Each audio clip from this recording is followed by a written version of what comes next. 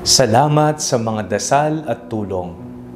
Ako po si Father Fiel Pareha at ito po ang ating segment, ang Daily Devotion, na kung saan tayo po ay magdarasal, magbabasa at magdidilay kasama ng salita ng Diyos sa buong taon.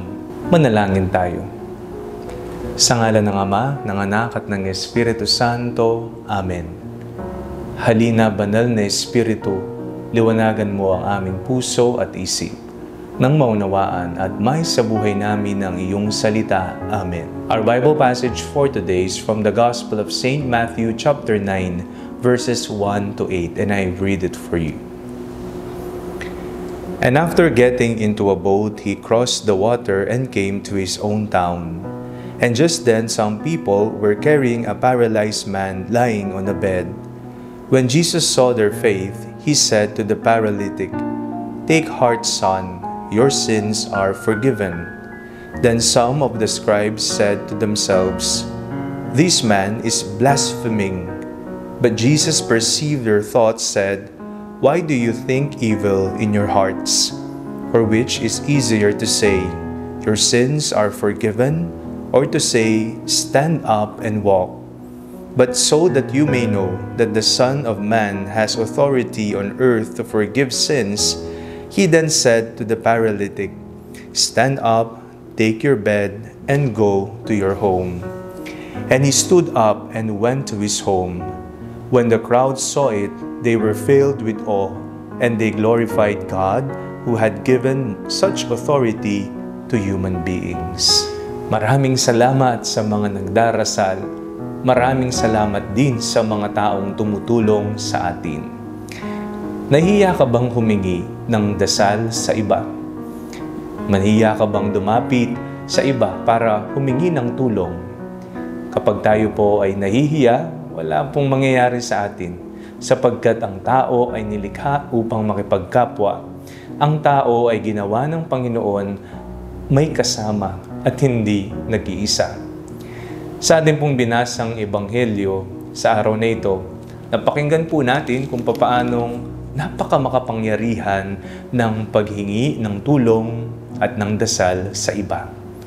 We have heard, and just then some people were carrying a paralyzed man lying on a bed when Jesus saw their faith. Kapag tayo po ay may intensyon o nais mangyari sa ating buhay, bukod sa nagdarasal po tayo ng solo sa Panginoon, tayo rin po ay inaanyayahan na humingi ng dasal sa iba. The intercessory prayers. Kapag marami ang nagdarasal sa ngalan ng Diyos, mas pinakikinggan ng Panginoon. Of course, pinakikinggan ng Panginoon ang ating mga lahat ng dasal. Pero si Jesus na mismo ang nagsabi, when Jesus saw their faith, he said to the paralytic, "Take heart, son, your sins are forgiven."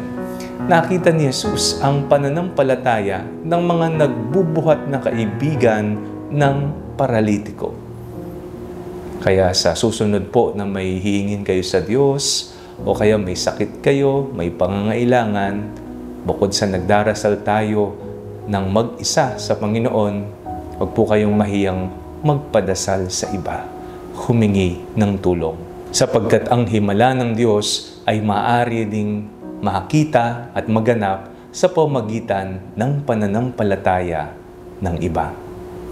Manalangin tayo.